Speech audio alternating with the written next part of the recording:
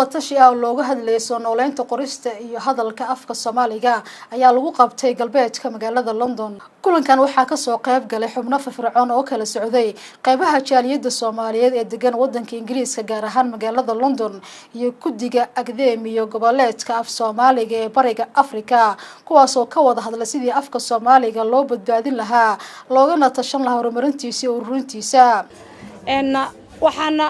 farxad weyn ah in been ay maanta tahay martigeliso kulankan waliba ay ku martigeliso qaasatan been UK ama naadiga hal abuurka qaliilada Soomaaliya maadaama laama badan yahay laanta UK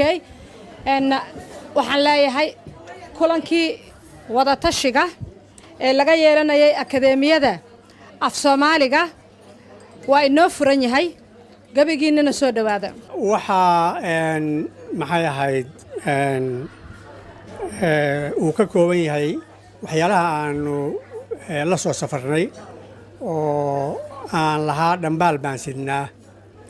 waxa uu ka kooban yahay 3 arrimood waxa weeye wargelin wada tashi iyo wax wada qabad waa 3 wargelin inaanu idinka wargelino muxuu ahaa institutionkaas soo kordhay oo u soo kordhay dadaalkii ama ku soo kordhay dadaalkii loogu jiray af Soomaaliga badbaadintiisa aalad loo adeegsado inuu noqdo maaragtay muxuu ahaa la haweysanayo marka inaan magaranaysaa warbuuxa kule idaacadaha iyo waad ka marshidii u sheegay Abdidoon wax waad kala socotaan marka warbuuxa يعني إن أتكهشان قف والبو إهلا قف والبو قف تابسية إلا وحقبت كالله يسقوا تجو مسي سنة إنه نسيودنا إنه أجنو كشكينو إنه أرجنو أردافنو إنه إجنو هلمانو ما إنه سنة إنه مركوا إن وها إنه كشكينو ضدك قف بهير وتشوجو قارنا قبتين wadajir loo wada qabto markaas wax la xalii karaa qof walibana dad baa meel fadhiista siday madaxweyn leeyihiin oo hal mar doona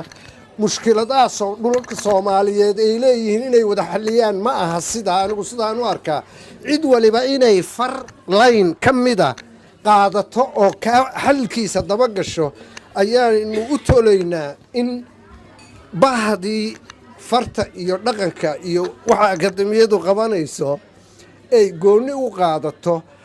oo kuwa kale ka tagto oo ka u go'do sidoo kale kulankaas ayaa waxaa ka soo qayb galay abwaano qoraallo suxufiyiin aqoon-yahano bahda isboortiga iyo dhalinyarada madaxda jaaliyadda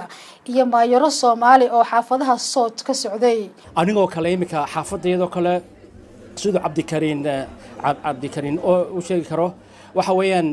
waxaan ku qasabnay librariesku inay buugaga Soomaalida iibsadaan qolooyin badan oo dad badan oo kale afaf kale leh ayaa meeshii librarieski buugagooda la iibsadaa laakiin waxaan rimaanadan 10,000 oo Soomaaliya ku noolnahay xaafadayna waxaan doonayaa in buugageeni inaan ka heli karno librarieski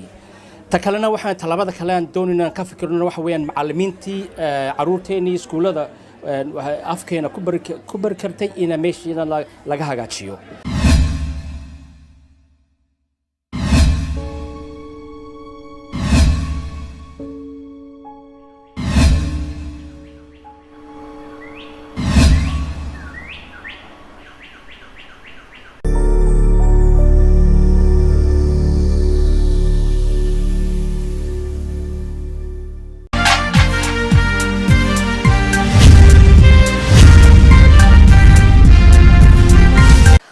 watashi ah oo looga hadlayay soo nooleynta qorista iyo hadalka afka Soomaaliga ayaa lagu qabtay galbeedka magaalada London. Kulankan waxaa ka soo qayb galay xubno firfircoon oo kala socday qaybaha jaaliyadda Soomaaliyeed ee degan wadanka Ingiriiska gaar ahaan magaalada London iyo guddiga Akademiga Goboleedka af Soomaaliga ee Bariga Afrika kuwaas oo ka wada hadlay sidii afka Soomaaliga loo badbaadin lahaa loogana tashan lahaa horumarintiisa iyo ururintiisa waxaana farxad weyn ah in been ay maanta tahay martigeliso kulankan waliba ay ku martigeliso qaasatan been UK ama naadiga hal abuurka qaliilada Soomaaliya maadaama laama badan yahay laanta UK waxaan leeyahay kulankii wadatashiga ee laga yeelanayay akadeemiyada af Soomaaliga waa inoo furan yahay.